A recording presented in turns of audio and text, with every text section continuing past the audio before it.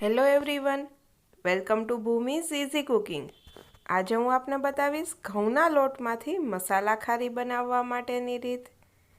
તમે ખારી તો બજારમાંથી લઈને અનેકવાર ખાધી હશે, પણ એક વખત આ ઘઉંના લોટમાંથી બનાવેલી મસાલા ખારી ખાશો તો બીજી બધી ખારી ભૂલી જશો.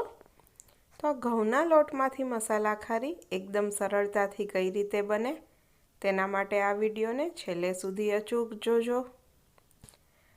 ઘઉંના લોટમાંથી મસાલા ખારી બનાવવા માટે સૌપ્રથમ મેં અહીં ઘઉંનો ઝીણો લોટ લીધેલો છે. ત્યારબાદ તેની અંદર 2 ચમચી જેટલો રવો ઉમેરેલો છે. ઝીણા લોટની અંદર રવો ઉમેર્યા બાદ તેમાં 1/4 ટીસ્પૂન જેટલો અજમો ઉમેરેલો છે, 1/4 ટીસ્પૂન જીરું ઉમેરેલું છે તથા 1/4 ટીસ્પૂન જેટલો મરી પાવડર ઉમેરેલો છે. ત્યારબાદ તેમાં સ્વાદ પ્રમાણે મીઠું, 1/4 ટીસ્પૂન જેટલી હળદર, 1 ટીસ્પૂન જેટલી ચટણી તથા મોણ માટે ઘી ઉમેરેલું છે. એકદમ મુઠ્ઠી પડતું મોણ થાય તેટલું ઘી ઉમેરવાનું છે. મેં અહીં 3 ટેબલસ્પૂન જેટલું ઘી ઉમેરેલું છે. હવે આ બધા મસાલાને એકદમ સારી રીતે મિક્સ કરી દો.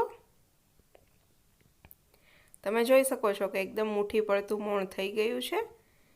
તો હવે તેમાં ધીમે ધીમે પાણી ઉમેરી કણક તૈયાર કરવાનો છે. એકદમ કઠણ પણ નહીં અને સાવ ઢીલો પણ નહીં. આપણે પરાઠાનો જેવો લોટ બાંધીએ તેવો લોટ તૈયાર કરવાનો છે.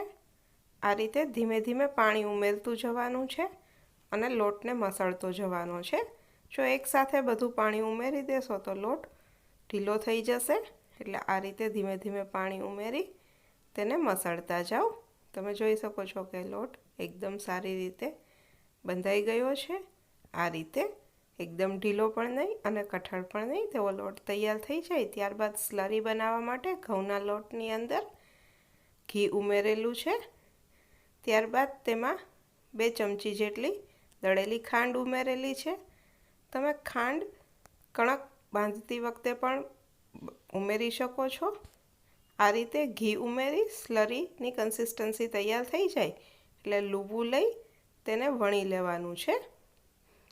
આપણે જે રીતે રોટલી વણીએ તે રીતે મીડિયમ સાઇઝની રોટલી તૈયાર કરી દેવાની છે. એકદમ પાતળી પણ નહીં અને વધારે જાડી પણ નહીં. ત્યારબાદ તેમાં તૈયાર કરેલી સ્લરી ઉમેરવાની છે. આ સ્લરી ઉમેર્યા બાદ 1 ચપટી જેટલો ઘઉંનો કોરો લોટ ઉમેરેલો છે. હવે તેને ધીમે ધીમે આ રીતે બંને સાઈડ પરથી વાળી દેવાની છે. પોકેટ જેવું બનાવી દેવાનું છે.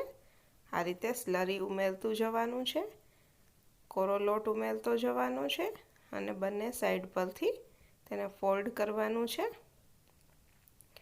આ સ્ક્વેર આકારની અંદર થઈ જાય એટલે તેને તે જ રીતે વણી લેવાનું છે.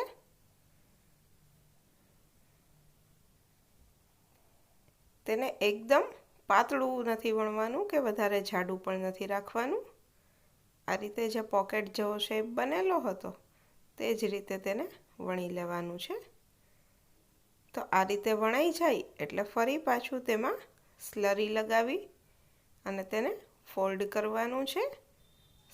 સ્લરી લગાવી, લોટ લગાવી આ રીતે તેને ફોલ્ડ કરી દો અને હળવા હાથથી તેની કોર્નર દબાવી દો. ત્યારબાદ ચપ્પુની મદદથી નાના નાના ટુકડા કરી દો. તમારે જે સાઈઝના ટુકડા કરવા હોય તે તમે કરી શકો છો અને તેની કોર્નર આ રીતે હાથની મદદથી ધીમે ધીમે પ્રેસ કરી દો. વચ્ચે એકદમ સારી રીતે પડ દેખાય છે. તેને તળવા માટે એક પેનની અંદર તેલ ગરમ કરવા માટે મૂકો. તેલ થોડું ગરમ થાય એટલે ધીમી આંચ પર જ તેને તળવાના છે. લાઇટ બ્રાઉન કલરની થાય ત્યાં સુધી તેને તળવાની છે. આ રીતે તેલની અંદર મૂકશો એટલે ધીમે ધીમે તે ઉપર આવી જશે એટલે તેને ફેરવી લો. તમે જોઈ શકો છો કે પડ એકદમ જ સારી રીતે છૂટા પડી ગયા છે. તો આ રીતે ધીમી આંચ ઉપર એકદમ ક્રિસ્પી થાય ત્યાં સુધી તેને તળવાની છે. હવે તમે જોઈ શકો છો કે લાઇટ બ્રાઉન કલરની થઈ ગઈ છે અને એકદમ ક્રિસ્પી પણ થઈ ગઈ છે. તો તેને સર્વિંગ પ્લેટની અંદર લઈ લો. તો નાના મોટા સૌ કોઈને ભાવે તેવી આ ઘઉંના લોટમાંથી મસાલા ખારી તૈયાર છે. એક વખત તમે પણ ઘરે આ રીતે બનાવજો. તેનો ટેસ્ટ તમને કેવો લાગે છે તે મને કમેન્ટ બોક્સમાં અચૂકથી જણાવજો. વિડીયોને લાઈક કરજો. તમારા ફ્રેન્ડ્સ, ફેમિલી મેમ્બર્સ અને રિલેટિવ્સ સાથે શેર કરજો. અને ભૂમિઝ ઇઝી કુકિંગ ચેનલને સબસ્ક્રાઈબ કરજો. Thank you for watching my video. ફરી મળીશું નવા એક વિડીયો સાથે. એન્જોય.